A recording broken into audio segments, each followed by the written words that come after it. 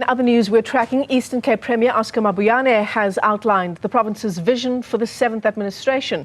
He delivered his State of the Province address in Lusiki today. Our reporter Sipha Kema has been following this story. And Sipha, where do we begin with not only what, the province's vision is, but what the need is in the Eastern Cape?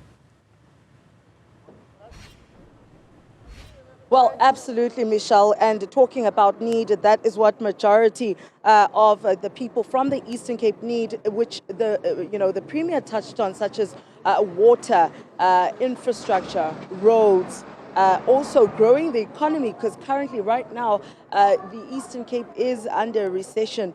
But also just to look at, what he delivered today. I mean, comparing it to the State of the Province address that we heard in February 2024, focusing on economic development in 2024, in February, governance and accountability, healthcare and education. I mean, those two departments are quite important and vital in the Eastern Cape, but also have been seeing a lot of bad news and publicity around that, looking at social support as well. Now, that's the same thing that he actually had touched on as well with his address now, focusing on service delivery issues, good governance, which we know that has come under the spotlight in the Eastern Cape, looking at strategic development plans, how are we going to get the Eastern Cape back with the economy. But now to get a reaction from these, Michelle, I do have Vicky Knoetze from the Democratic Alliance. She's a member of the provincial legislature as well.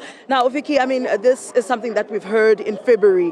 Basically, a repeat of what was said then has been said now. Let's start with the economy of the Eastern Cape, currently in recession. Thank you, Sipha.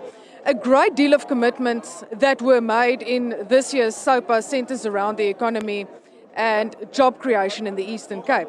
The thing is with commitments and making commitments, it remains that, and it remains promises until it is realized.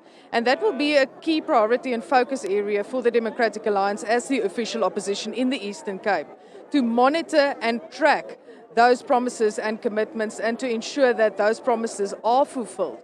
What I can tell you is that we do welcome the commitment of the Premier to honor the spirit of the GNU and to continue working with all GNU ministers. And as the DA, we will certainly be looking for opportunities for the DA GNU ministers and deputy ministers to come to this province and conduct oversight to address some of the challenges we face as the people of the Eastern Cape.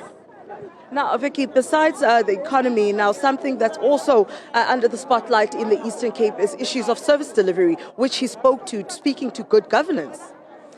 Sipha, I believe that he glossed over some of the commitments to service delivery, and especially the role of local government and our metros, Buffalo City and Nelson Mandela Bay, within the Eastern Cape, and what they can be as engine rooms and catalysts to economic growth and job creation in our province. So for us, there was not sufficient emphasis on the role of local government and the current state of service delivery in the Eastern Cape. Yeah. Thank you so much, Vicky. That's Vicky Knoetze from the Democratic Alliance there, Michelle, of course, getting a reaction from the official opposition in the legislature, talking about, the economic development plan that was said, saying that the DA welcomes that, but also saying that the Premier rather glossed over the commitments to service delivery issues, which, are a big problem in this province, especially at local government sphere. We've been seeing, projects of millions of rands abandoned, Michelle, and not completed. That's millions of rands down the drain consistently by the various municipalities, such as sports fields, and also looking at some of water supply projects as well, that the Premier also touched on, saying that people of the Eastern Cape need to have access to clean water, but also to get good service delivery from the local government, but also from provincial provincial government. Now, this is not the only thing. We are going to bring in the MEC of Education, Michelle, and we're going to we're going to talk to him about his department in particular. I know that department has seen a lot of problems over the years and also over the past year as well. So we want to ask the MEC, Fundile Kade, about some of the focus on the Department of Education that were mentioned in the Premier's speech. We were supposed to have him now, but we know that they've just let some of those members of the legislature out just now.